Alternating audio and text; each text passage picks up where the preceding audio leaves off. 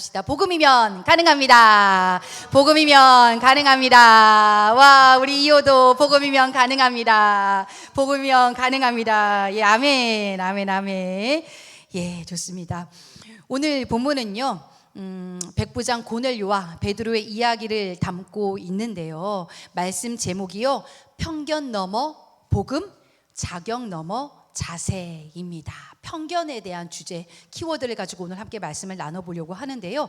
고넬료라는 핵심 인물이 등장을 하고 있네요. 고넬료는 유대인들이 아주 혐오하는 지배국의 군대 장관이었습니다. 우리나라로 치면 과거 일제강점기에 우리나라를 지배하기 위해 서울에 파견된 일본군 장교와도 같았던 것이죠. 사도행전인 저자는 누가는요, 이러한 고넬료에 대해서 굉장히 이례적으로 칭찬을 아주 굉장히 많이 아끼지 않는 모습을 보는데요. 10장 2절을 우리 함께 읽어보기를 원합니다. 어떻게 칭찬을 했는지 사도행전 10장 2절 말씀을 우리 함께 읽어보도록 할까요? 준비 시작. 경건하여 온 지방과 더불어 하나님을 경외하며 백성을 많이 구제하고 하나님께 항상 기도하더니, 놀라운 일입니다. 이방인 고넬료가 지금요, 와, 하나님을 경외하고 하나님께 항상 기도하더라. 지금 그래서 누가가요, 이런 고넬료에 대해 극찬을 하고 있습니다. 그의 삶의 모습의 특징은요, 한마디로 경건이었습니다. 경건. 그 세부 사항으로요, 여러분, 세 가지가 제시되어 있어요.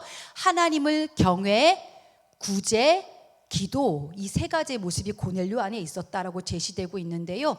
22절에 보면은요, 그 식솔들이 고넬료를 향하여 유대 온 족속이 칭찬하더니 라는 말이 나옵니다. 로마인들 말고요, 유대인들, 즉 식민지 피지배층들이 지배자를 향하여서 칭찬을 하고 있다라는 것이죠. 이는 흡사 일제강점기 일본 순사가 우리나라 사람들에게 칭찬받는 것과 거의 비슷한 위치인 것이죠. 아니, 유대인도 아니면서 어쩜 그는 이토록 귀한 믿음을 가질 수 있었을까? 그가 원래부터 기도하고 구제해서 영적인 선물을 받은 것인가? 아닙니다. 행위로 하나님 앞에 인정받은 게 아닙니다. 그는요, 사도행전 10장 전체를 한번 꼭 정독을 해보십시오. 10장 전체를 통해 나타나는 고넬료의 참 귀한 마음의 자세가 있었다라는 거죠. 그 마음의 자세가 두 가지인데요, 바로 간절함과 순종이었다라는 겁니다. 간절함, 순종. 고넬료는요, 간절함과 순종이 아주 끝판왕입니다. 자신의 삶의 위치와 환경을 고려하지 않고 믿음을 위해서라면 바로 순종할 각오가 되어 있는 사람이었습니다. 베드로의 환상 중 주님께서 말씀하시지만 하나님께서는 그의 간절함과 순종의 자세를 보시고 그를 택하여 깨끗하다 명하여 주시고 믿음을 선물로 주신 것입니다. 그의 이러한 마음의 자세가 하나님께 상달되어 기억이 되어집니다. 우리 성도님들 또한 지금 이 시간 드려지는 예배가요, 의무감이 아니라 간절함과 또 절박함의 자세로 드려지는 예배이기를, 그래서 하나님께 상달되어 하나님께 반드시 기억되어지기를 축복합니다. 하나님께서도 이러한 고넬료를 정말 귀하게 여겨주셨습니다. 저는요, 이 시간에 예배드린 여러분 한 분 한 분이 하나님께 참 귀하실 것 같아요. 우리 옆에 분에게 이 하나님의 그 마음이 어떠실까, 그 눈빛으로 귀하십니다 한번 해드릴까요? 눈빛 한번 쏴주세요. 귀하십니다, 귀하십니다, 귀하십니다. 예, 와, 세상에. 그리고 우리 함께 우리 지금 믿음의 눈으로 우리 이호를 향해서, 우리 이호 귀하다. 야, 우리 이호 귀하다. 아, 우리 이호 귀하다. 아이고, 예, 형제님이래요. 형제님. 우리 이호가 벌써 형제님이라고. 예. 우리 공동체 든든한 형제님, 너무 고맙습니다. 모두가 너무나도 참 귀합니다. 하나님 보시기에 얼마나 귀할까. 그래서요, 제9시 기도 시간, 즉 오후 3시 기도 시간에 나타나서요, 고넬료에게 하나님께서 환상을 보여주시죠. 고넬료야, 내가 너를 기억한다. 너는 지금 요바에 가서 베드로라 하는 시몬을 청하여 데려와라. 사실 그때까지 고넬료는요, 베드로가 누구인지도 몰랐어요.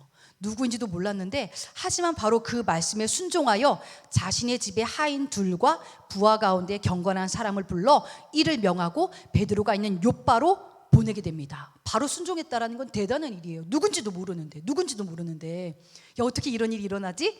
저희 도봉교회는요, 짤막한 간증이자면은 저희가 침수가 돼가지고 영상이 올라갔잖아요. 그래서 같이 막 기도를 했어요. 아이고 저거 어떡하나, 이 여름 오기 전에 뭐라도 해야 되는데. 근데 관리소장님이 나무 죽이는 건 아무래도 어려울 것 같대요. 그래가지고 여기 관이라도 좀 고쳐야 되는데 저거 어떻게 하나. 재정도 꽤 만만치가 않대요. 그런데 어제 그 2부 예배 전에 갑자기 전화가 왔어요. 교회로 전화가 와가지고 이제 딱 누가 그냥 거기 더봉교회죠? 라고 하신 말씀이 펌프 어떻게 됐어요? 였어요. 예? 펌프요? 혹시 토요일 날에 고치러 오셨던 그분이신가요? 아니요. 그럼 누구시죠? 이랬어요. 제가 너무 당황해가지고 유튜브 보고 연락드렸는데요. 그러면서 그럼 어디 집사님이신가요? 근데 이분이 본인 신분을 잘 안 밝히셨어요.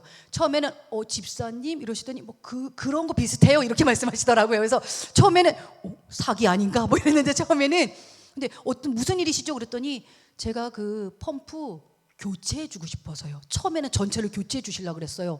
아니요, 그렇게까지는 아니고 자세한 상황은 이따 저희 담임 목사님 통해서 연락드리겠습니다 하고는 두 분이 통화를 하시고 전체 교체까지는 아직 필요가 없대요. 목사님 말씀 들어보니까 좀 봐주시기로 했는데 이분이 바로 오셨어요.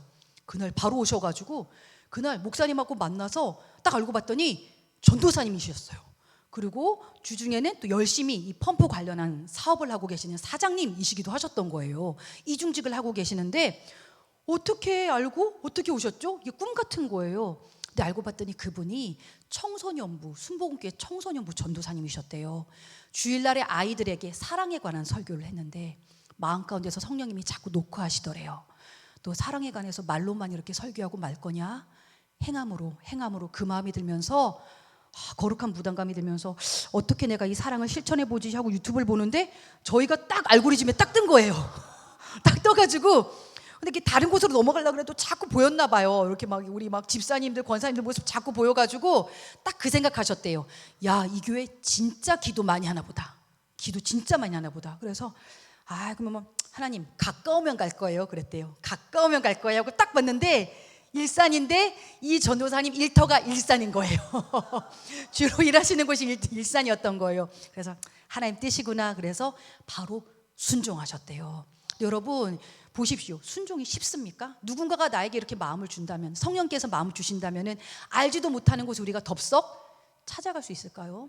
전화할 수 있을까요? 이거 진짜 어렵잖아요. 이 고넬료가 한 일이 쉬운 게 아니라니까요. 이 전도사님도 엄청난 믿음의 결단으로 순종해 주셨던 거예요. 이것이 바로 순종인데 이 지금 고넬료가요, 그 하나님의 환상 가운데의 그 말씀을 듣고서는요 바로 순종하여서 베드로에게 사람을 보내죠.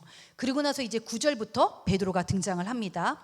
베드로가 머물러 있는 곳은 특이하게도요 요바에 있는 무두장이 시몬의 집에 머물러 있습니다. 무두장이 굉장히 직업이 특별하죠. 한번 여쭤보겠습니다. 여러분, 무두장이가 무슨 뜻이게요? 뭐 하는 사람일까요? 무두장이? 맞습니다. 우리 성도님들은 다 알고 계시네요. 전에 제가 이제 다른 곳에서 무두장이 누구게요? 했는데 다들 이렇게 말씀 못 하시더라고요. 맞습니다. 가죽으로 제품을 만들어 파는 사람으로서 짐승을 죽여 가죽을 취해 이를 가공하여 파는 그런 사람이었습니다. 당시 유대인들은요 정결례법에 의하면 이러한 일은 굉장히 부정한 것이다. 그렇죠? 죽은 어떤 그 가죽의 시체를 만져야만 하는 것이었으니까요. 따라서 무두장이들은 사는 구역도 마을의 변두리로 정해져 있었고요. 이 정도로 무두장이는 소외당하고 멸시받는 계층이었다라는 것이죠. 베드로가 그 집에서 기도하던 중에 베드로 역시 환상을 봅니다. 11절에 보니까 하늘이 열리면서 커다란 한 그릇이 내려오더랍니다. 자, 우리 PPT 11절 짜자자잔. 네, 22절까지 갔나요? 그 다음 11절. 예, 한 그릇이 내려오는 것을 보니 큰 보자기 갖고 내기를 메어 땅에 들이었더라. 어떤 대략의 환상이었을까? 지금 김은정 집사님께서 이렇게 했는데 PPT 한 번 더 보여주시죠. 대략 이러한 그림. 네, 맞습니다. 저렇게 보자기에 약간 담임 목사님하고는 차별성을 두고 싶었는데 이번에는 너무 어린이 같은 그림이 나와버렸어요. 근데 대략적으로 저기에 나와 있는 것이 레위기 11장에서 그 식용을 금지한 부정한 생물들이었다라는 것이죠. 베드로는요 굉장히 당황했어요. 하나님께서는 베드로에게 일어나서 저것들을 잡아 먹으라 라고 말씀하신 거예요, 여러분. 물론 저 중에서 우리가 먹을 만한 것은 뭐 한 돼지고기 정도? 그 외에는 다 어때요? 이게 막 발이 막 그 말 발굽이 있고 막 낙타 뭐 이런 것들이 좀 먹기가 좀 뱀 이런 것들은 좀 그렇잖아요, 그렇죠? 베드로는 특별히 말씀에 대한 아주 철저한 사도였기 때문에 14절 한번 보여주시죠. 14절에서 그는요, 주여 그럴 수 없나이다. 속되고 깨끗하지 아니한 것을 내가 결코 내 입에 들어간 일이 없나이다 라고 완강하게 거절을 하고 있습니다. 베드로는 이렇게 3번씩이나 하나님의 요청에 저항하는 모습을 보여주죠. 그런데 이렇게 말씀을 강조하며 내세우는 베드로도요, 정작 이 시간에 말씀을 어기고 있었습니다. 부정하다 선포한 무두장이 집에 머물러 있었다라는 것이죠. 즉 말씀을 어기고 있었다라는 거예요. 난 말씀에서 이거 하지 말라 그래서 안 해요 해놓고서 본인이 지금 머물고 있는 것이 말씀에서 금지한 무두장이 집에 지금 정결례법을 어기고 지금 거주하고 있었다라는 거죠. 이처럼 모순이었다. 베드로 또한도. 우리도요, 때로는 말씀에 위배대한 삶을 살고 있으면서도 되게 쉽게 말씀을 빗대어 누군가를 정죄하고 판단할 때가 많습니다. 교회 안에서요, 의외로 이런 모습들이 많아요. 나도 누군가를 미워하고 또 질투하고 정죄하고 판단하면서 그 사람이 그러더라 나도 모르게 나올 때가 있어요. 그렇죠? 때로는요, 나도 정말 하나님 앞에 정말로 부정직하지 못할 때가 있으면서 누군가를 향하여서 정죄하고 판단하는 순간이 오기도 해요. 그렇기 때문에 우리도 이와 같은 모순에 빠지지 않기 위해서 늘 깨어 있어 겸손함의 은혜를 구해야 할 것입니다. 그리고 웬만하면요, 정죄하고 판단하는 행동은 하나님 제발 제게서 걷어가 주세요 라고 기도할 수 있기를 원합니다. 베드로가 무슨 뜻인지 의아해할 즈음에 마침 고넬료가 보낸 사람들이 시몬의 집을 찾게 되죠. 20절에 성령께서는 베드로에게 때맞춰 말씀해 주셨습니다. 내려가 의심하지 말고 함께 가라. 내가 그들을 보내었느니라 하시니, 놀랍게도요, 조금 전까지만 해도 완강하게 말씀에 위배되는 행동은 하지 않겠다라고 선포했던 베드로인데 이제 그는 이방인을 유대인의 집에서 하루 머물게 하는 위법된 행동까지도 보여주고 있습니다. 여러분 한번 상상을 해보시겠습니까? 오늘 이 하룻밤에 참으로 놀라운 동거가 이 무두장이 집에 일어났어요. 유대인이 천시하는 무두장이 그렇게 자칭 거룩하다 했던 유대인, 그리고 유대인과 말도 섞지 않았던 이방인까지 사람의 편견을 뛰어넘는 일이 오늘 이 한 지붕 아래에 일어나고 있었다라는 것이죠. 다음날 그들은 욥바에서 대략 50km나 떨어져 있는 가이사랴 고넬료 집에 도착을 합니다. 베드로 안에는요, 여전히 편견이 있었어요. 백부장, 이방인 백부장 또 엄청 또 유세 떠는 거 아니야? 또 엄청 또 잘난 척하는 거 아니야? 내가 백부장을 만나서 기분 좋았던 적이 없었는데 영 불쾌한 표정으로 이렇게 들어가는데요. 이게 다 뭡니까 여러분? 베드로 안에 있는 편견이죠. 편견. 여러분도 그런 편견을 가지고 살아본 적 있으십니까? 생각해보니까 의외로 많죠. 맞아요. 사람을 볼 때도 그런 것 같아요. 우리 아람 형제가 말을 안 하면 좀 무서워 보일 때가 있어요. 그래서 막 차가운 남자 아니야? 이랬는데 알고 봤더니 어때요? 아주 따끈따끈한 그런 형제였어요. 그리고 어떠세요? 우리 김은정 집사님 처음엔 말 붙이기 참 어려웠어요. 그죠? 얼음 공주 아니야? 이랬는데 어떠세요? 저렇게 따뜻할 수 없어요. 이런 게 다 뭡니까? 우리가 어떤 겉사람의 외모를 보고 갖게 되어지는 편견이라는 것이죠. 편견. 근데 오늘 베드로도요, 고넬료를 향해서 여전히 편견을 가지고 그 문을 열 때까지만 해도 여기서 내가 무슨 좋은 모습을 보겠다고 여기까지 따라왔나? 아무튼 순종해서 갑니다 하고 이제 이게 굉장히 어색할 텐데, 권위적일 텐데 이러면서 문을 딱 열었는데 빠밤 빰빰, 이게 웬일입니까? 고넬료는 깜짝 놀라고 말았어요. 여러분, 하나님의 말씀을 들으려고요, 베드로가 너무 놀랐어요. 고넬료가요, 하나님 말씀을 들으려고 그의 친척과 가까운 친구들까지 싹 다 모아서 지금 기다리고 있었던 거예요. 문을 딱 열었는데 수많은 사람들이 초롱초롱 막 눈빛을 막 반짝반짝 빛내면서 지금 베드로를 기다리고 있었다라는 거예요. 24절에 등장하고 있는 기다리고 있었다라는 단어가 나오죠. 그죠? 24절이 기다리고 있었다라는 단어는 단순한 기다림이 아니라 하나님을 고대할 때, 하나님을 기대할 때 사용하는 단어입니다. 그토록 고넬료가요 베드로를 향하여서 마치 하나님을 맞이하는 태도로 그를 기대했다라는 것이 표현되고 있는 것이죠. 그리고 이제 25절에는요 참으로 특이한 장면이 기록되어 있는데요. 지배국의 군대 장관, 그리고 식민지 시골 동네의 일개 어부, 우리의 편견 또 어떻습니까? 갑과 을이 되게 명확하잖아요. 우리의 편견으로는요. 그렇죠? 그런데 그러한 우리의 편견을 깨는 장면이 또다시 등장하죠. 지배국의 군대 장관이요 초라한 식민지 시골 동네의 어부에게, 이제는 목회자가 된 그에게 발 앞에 엎드려 절을 하는 장면이 등장을 합니다. 이는요 종이 주인에게 전적인 존경을 의미하는, 혹은 하나님께 경배할 때만 보여주는 행동이었다라는 것이죠. 그런데 26절에 보면은요 이를 또 완강하게 거절하는 베드로의 태도가 엿보여요. 일어나라, 그러지 말라, 나도 사람이라. 즉 뭐예요? 겸손 대 겸손이 만나는 장면입니다. 이제 고넬료는 하나님께 받은 음성을 담담하게 고백하고 있습니다. 그리고 33절 그의 간절함이 또 한 번 나타나고 있는데요. 우리 다 같이 한 목소리로 33절을 읽어보도록 할까요? 시작. 내가 곧 당신에게 사람을 보내었는데 오셨으니 잘하였나이다. 이제 우리는 주께서 당신에게 명하신 모든 것을 듣고자 하여 다 하나님 앞에 있나이다. 아멘. 하나님 앞에 있나이다. 오늘 여러분 이 구절이라도 또 꼭 기억하고 가셨으면 좋겠습니다. 하나님 앞에 있나이다. 여러분 말씀을 듣고자 하는 그 순간 그는요 하나님 앞에 서 있는 심정임을 지금 이야기합니다. 이건 엄청난 열정이죠. 우리가 예배 시간에 형식적으로 와서 앉아 있을 때도 많잖아요. 아이고 이거 예배는 꼭 가야 되니까 하고 이렇게 좀 피곤하지만, 근데 지금 이 고넬료는 어떤 마음이라고요? 코앞에 하나님을 만나는 그 마음으로 와 있대요. 하나님을. 이게 설교자한테도 엄청나게 부담되는 말이거든요. 이게 지금 여러분 코앞에 지금 하나님이 계시다 생각해 보세요. 진짜요. 사람 말고 하나님이. 그러면서 여러분을 향해서 은정아, 주은아 이렇게 지금 부르고, 지금 불꽃 같은 눈동자로 여러분한테 이렇게 귀 기울이고 있다고 생각해 보세요. 어떻습니까? 마음의 자세가 달라지지 않나요? 그리고 여러분 살아갈 때도 마찬가지입니다. 하나님 앞에서 살아간다라고 여러분 한번 생각을 해 보십시오. 그 엄청난 복잡다단하고 힘들게 하는 그 관계 가운데서도 막 치밀어 오르는 분노와 혈기 가운데서도 하나님 앞에 있다면 어떻게 될까요? 내가 그렇게 인간적으로 대처할 수 있을까? 없겠죠. 예. 막막하고 답답하고 막 분노와 짜증이 올라오는 그 순간 가운데서도 하나님 앞에서 내 앞에 지금 하나님이 계시다고 한다면 내가 그 정도로 감정이 아프고 상할 수 있을까? 그래서 말입니다, 여러분.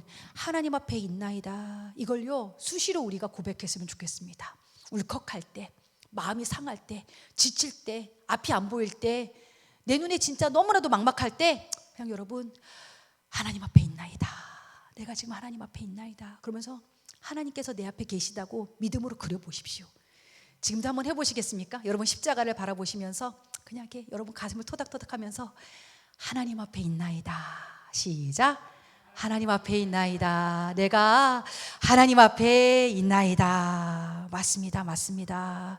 이 구절을 꼭 기억해 주십시오. 쉽지 않은 현실 속에서도 내가 하나님 앞에 있나이다. 계속 말씀을 붙잡고 생각하면서 하나님 앞에 있나이다. 함께 해 주실 거야. 뿐만 아니라 내 마음을, 내 삶을 지켜주실 거야.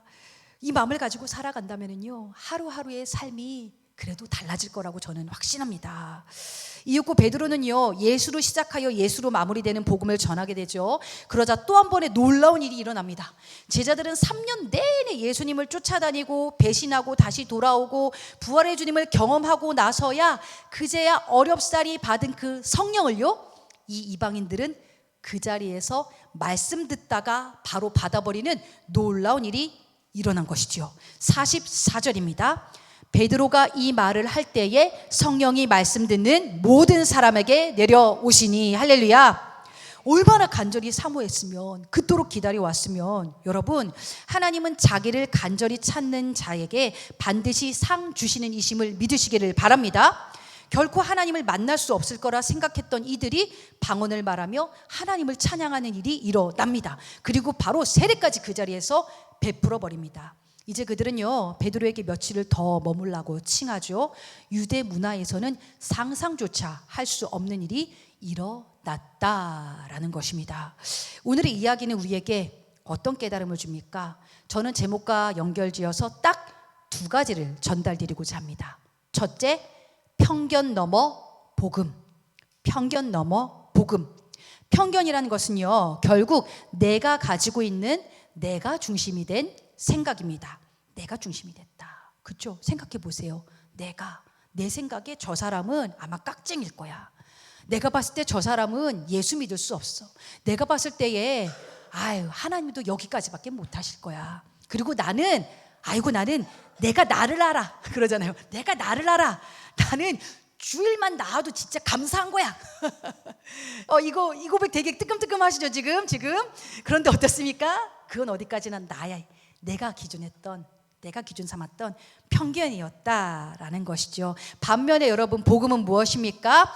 하나님의 말씀과 하나님의 뜻, 그것이 바로 복음입니다. 하나님이 중심이 된 것, 우리에겐 예수 그리스도, 그것을 조금 더 풀어서 그 말씀과 그 뜻이 바로 복음이다라는 것이죠. 그래서 편견 넘어 복음이라는 것은 내가 가지고 있던 옳고 그름의 기준을 이제는 그만 내려놓고 넘어서서 하나님의 말씀과 하나님의 뜻을 기준 삼아 살아가야 한다라는 것입니다. 문제는요, 이처럼 하나님의 말씀과 뜻을 따라 살아갈 때에 그때는 옳은 것이 오늘은 틀린 것이 될 때가 있고요, 그때는 틀린 것이 오늘은 맞을 때가 있는 상황을 간혹은 마주할 수 있다라는 것이죠. 전에도 한번 말씀드렸지만 저희 담임 목사님 얘기를 하자면은요, 저희 담임 목사님 알고 계시죠? 신학교 시절에 노래방이나 PC방을 가면은 사단의 자식인 줄 알았다고, 그것은 절대 악이었다고 그렇게 하셨대요. 그런데요, 저희 목사님이 작년에 부산에서 주일날 정장을 입고 청소년부 아이들과 그토록 절대 악이었던 PC방에 가서 게임을 하고 노래방에 가서 신승훈의 발라드를 부르고 오셨어요. 100점 맞았대, 100점. 그래서 아이들은 그 신승훈이 누군지도 모르는데, 오, 목사님 노래 잘 부르는데 뭐 이러면서 엄지척을 해줬다라는 거예요. 우리 목사님 노래 기가 막히게 잘 부른다고. 그래서 갔다 와서 막 자랑하시더라고요. 근데 여러분 어떠십니까? 예전에는 아니다 했던 것이 이제는 선하다 여기며 행복해하고 있더라는 것이죠. 이거 왜 이럴까요? 왜 그때는 틀린데 지금은 맞는 것일까? 하나님께서는 말이죠, 우리에게 사랑이라는 기준을 가지고요, 유연성 있게 하나님의 뜻을 이루어 가신다라는 것입니다. 영혼들을 사랑한다면 그들의 눈높이에 맞춰 주어라 라는 것이죠. 그래서요, 저희는요, 과거의 편견을 내려놓고 하나님의 뜻을 향해 나아가려고 부단히 애쓰고 있는 중이다라는 것이죠. 저기 우리 아람 선생님도 있는데요, 아람 선생님도 한때는요, 세상에서 교회에서 좀 노는 친구였습니다. 빨간 머리를 하고서요 세상의 편견과 맞서는 돈키호테 같은 존재였어요. 그때는 틀렸다 했을지 모르겠지만 지금은 어때요? 지금 우리에게는 빨간 머리를 하고 오든 코를 뚫고 오든 어때요? 사랑스러운 아람 청년이잖아요, 그렇죠? 그러한 것처럼 무엇입니까? 우리에게 이 사랑이라는 기준이 유연성 있게 하나님의 뜻을 가지고 이루어 간다라는 것입니다. 이제 여러분의 삶으로 돌아와서요, 우리 안에 다양한 편견들을 한번 점검을 해 보았으면 좋겠습니다. 참 많은 편견들이 존재하더라고요. 의외로 교회 안에 편견들이 정말로 많아요. 아이들은 대배 설교 못 들어요. 애들이 무슨 대배를 드립니까? 많이 들으셨죠? 그런데 우리 더본교회 아이들 보셨나요? 초중고 아이들이 대배 설교 듣습니다. 심지어 초중고 연합 모임을 하잖아요. 그러고 나서 제가 물어봐요. 오늘 담임 목사님 설교 한 문장으로 요약할 수 있을까? 정확하게 핵심을 찔러냅니다. 제가 보면서 깜짝 놀라요. 그리고 심지어 그 말씀 붙잡고 아이들이 짧지만 작은 소리지만 정말 핵심을 가지고 대표 기도까지 해줘요. 제가 그러는 거 보면서 야, 얘네들이 기가 막히다. 아는구나. 우리의 편견을 깨는 모습들이 보여집니다. 그리고 가끔은 그 아이들이요, 깨알같이 이렇게 설교 노트 적는 거 보면은 감동이 돼요. 우리는 그러잖아요. 요즘 아이들 다 예배 때 핸드폰 하지 누가 말씀을 듣습니까? 아니요, 그게 우리 편견이더라고요. 온 세대 예배 어떻게 드립니까? 그거 편견이더라고요. 오히려 그 가운데서 하나님이 참 선하게 역사하고 계심을 보고 있었습니다. 뿐만 아닙니다. 우리 안에 이런 편견도 있죠. 교회 학교 교사는 젊은 친구들이 해야 한다? 여러분 그렇습니까? 아니더라고요. 아이들은 중심을 압니다. 나를 사랑해주는 그 선생님의 마음을 알기 때문에 아이들은 젊고 늙고 이게 문제가 아니라 나를 사랑해주는 선생님을 따라갑니다. 그렇더라고요. 이 또한도 우리의 편견이었다라는 것이고요. 아는 것이 별로 없으면, 경험이 없으면 교사하기 어렵다? 이 또한도 아니더라고요. 오히려 가장 경험 있는 교사가 현장을 많이 아프게 해요. 내가 교사 30년 차인데 40년 차인데 이분들이 가장 힘들어요. 오히려 모릅니다 기도하면서 겸손하게 나아오시는 분이 가장 큰 하나님의 은혜를 누리는 것을 저희는 자주 현장에서 늘 목도하게 된다라는 것이지요. 음악을 잘하는 사람들이 찬양팀을 해야 한다? 노노노 절대 아닙니다. 우리 담임 목사님 박치음치시지만 하나님께서 얼마나 은혜롭게 사용하시는지 모릅니다. 뿐만 아닙니다. 여러분, 내향적인 사람은 전도하기 힘들다? 아니요. 그런 사람들이 소리 소문 없이 얼마나 정말로 강하게 전도 잘하는지 모릅니다. 그리고 아니 요즘 시대에 누가 전도를 하나, 전도 이제는 안 된다? 아니에요. 오히려요, 이런 시대에 하나님께서 역사해 주시더라고요. 몸과 마음이 연약하고 외로운 이 시대에 오히려 찾아가서 주님의 사랑을 전하고 치유와 회복을 전할 때에 더 강력하게 역사하십니다. 뿐만 아닙니다. 저런 사람 절대 교회 오면 안 된다? 근데 여러분 보십시오. 저런 사람이 결국 누구예요? 나였더라고요.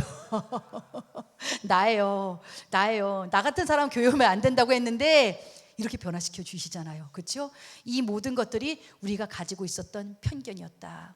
마지막으로 이런 어떤 지하 개척교회에 청년들이 절대 오지 않는다는 편견이 있더라고요. 누가 오냐? 요즘 다 세련된데 막 이렇게 홍대 아주 멋있게 만든 그런 교회 가지 30년 묵은 이 곰팡이 나는 이런 데에 개척교회에 청년들이 어떻게 오냐? 이러는데 저희 도봉교회가 그 편견을 아주 당당하게 깨주고 있습니다. 지금 개척 3개월 차에 청년이 7명이 출석을 했어요. 그리고 와, 우리 박수 한번. 우리 청년 회장님도 계시고 우리 주연 자매도 있는데 야, 세상에. 그래서요, 이거를 제가 이렇게 살짝 인스타에 올렸는데 목사님들한테 막 연락이 오는 거예요. 청년부가 있어요? 깜짝 놀라시더라고요. 개척 3개월째 청년부가요? 그 지하예요? 이 말 해놓고도 미안한데 그 지하예요? 네. 하나님의 편견을 진짜 우리가 우리의 편견을 뛰어넘어서 하나님께서 그렇게 역사해 주시더라고요. 여러분 어떻습니까? 우리는 신앙의 숱한 편견을 가지고 살아갑니다. 뿐만 아닙니다. 내 자신의 삶을 향하여서 우리는 여전히 편견을 짓고 있습니다. 하나님, 전 여기까지밖에 안 됩니다. 그거 절대 못합니다. 그리고 기도해도 여기까지만 들으시잖아요. 내가 막 하나님 입장이 돼서 막 그래요. 그죠? 근데 그 편견 어떨까요? 내려놔야 된다라는 겁니다. 내려놔야 된다라는 겁니다. 근데 내려놓기가 참 쉽지 않죠. 그래서 오늘 이 밤에 주님께서 다시금 우리를 은혜의 자리로 불러주신 겁니다. 안 됩니다 하나님, 정직하게 인정하고 그러니까 날 좀 도와주십시오. 여기를 뛰어넘을 수 있도록 도와주십시오. 그래서요, 그 하나님의 말씀, 하나님의 뜻을 향해 순종할 수 있도록 도우심을 구하는 밤이 되어지기를 원합니다. 둘째, 이제는요, 자격 넘어 자세입니다. 자격 넘어 자세. 이방인이라는 자격 없음에도 불구하고 편견의 시선으로 바라보는 유대인들 앞임에도 불구하고요, 고넬료의 자세는 남달랐습니다. 예수님을 믿는다라는 것이요, 당시 고넬료가 소속된 로마 사회에서는요, 불이익을 당할 수도 있는 일이었습니다. 자신의 이름에 자칫 오명을 남길 수도 있었던 일이죠. 그런데 고넬료는 그러한 사람들의 시선, 그에게 주어질 불이익에는 별로 관심이 없었습니다. 이 모습 참 멋지죠. 그죠? 사람들의 시선 앞에 아주 당당해요. 그는 오직 하나님의 말씀, 하나님의 뜻에만 관심이 있었습니다. 사람들을 다 모아놓고 하나님 앞에서 말씀을 간절히 기다리죠. 다 하나님 앞에 있나이다. 이 마음을 늘상 품고 사는 거예요. 저는 개척을 하고 나서 이 공동체를 통해 이 간절함을 매 순간 경험할 수 있어서 너무나도 감사합니다. 제가 전에도 이 본문을 다뤘었거든요. 그때는 그런 어떤 간절함이 그렇게 이 정도가 아니었기 때문에 이랬으면 좋겠어요라고 제가 표현을 했더라고요. 그런데요, 오늘은요, 우리 안에 이루어지는 일을 이제는 얘기할 수 있더라고요. 제가 이런 간절함을 보고 있습니다라고요. 보니까요, 한 영혼이라도 더 구원하려고 우리 성도님들 요즘 막 가는 곳곳마다 계속해서 더본교회 유튜브 채널 보내주시고 그냥 이웃 보면은 한번 와보세요. 우리 교회 한번 와보세요. 그러고 계시고 어떻게든 주일날 풍성하게 교제가 이루어지게 하려고 몸이 아파도 열심히 애찬을 준비해 주시는 그 간절함, 또 토요일 청소 때에는 진통제 맞고 수액 맞아 가면서 또 교회를 찾아와서 청소를 하시는 우리 성도님들 안에 간절함, 어떻게든 좀 예배를 풍성하게 하려고 찬양팀 세워보려고 이렇게 피아노 학원도 다니시고 전도도 해오시고 마이크도 잡으시고 그러면서 예배를 준비하는 그 간절함. 여러분, 이 간절함들 우리가 이후로도 절대 놓치지 않기를 바랍니다. 그리고 개척 초기의 이 마음을요 끝까지 여러분 기억해 주십시오. 오늘 이 밤에도 주님은 우리 가운데 거하고 계십니다. 여러분 기도하실 때 그 혈루병 앓는 여인이 간절히 그 예수님의 옷자락 만지려고 막 그 사람들 속을 비집고 가가지고 예수님께 막 닿으려고 막 애를 쓰잖아요. 그 간절함처럼요 우리가 기도했으면 좋겠어요. 그래서 나를 집요하게 괴롭히고 있는 내 생각, 내 판단, 내 틀, 내 집요한 고집들, 그 모든 편견들이 내려놔지는 오늘 이 밤이 되어졌으면 좋겠습니다. 그래서 그 누구보다 그 무엇보다 하나님의 뜻, 복음이 우선되어 간절함과 순종함의 자세로 나아가는 우리 모두가 되어질 수 있기를 주님의 이름으로 축복합니다. 이 시간 우리 주께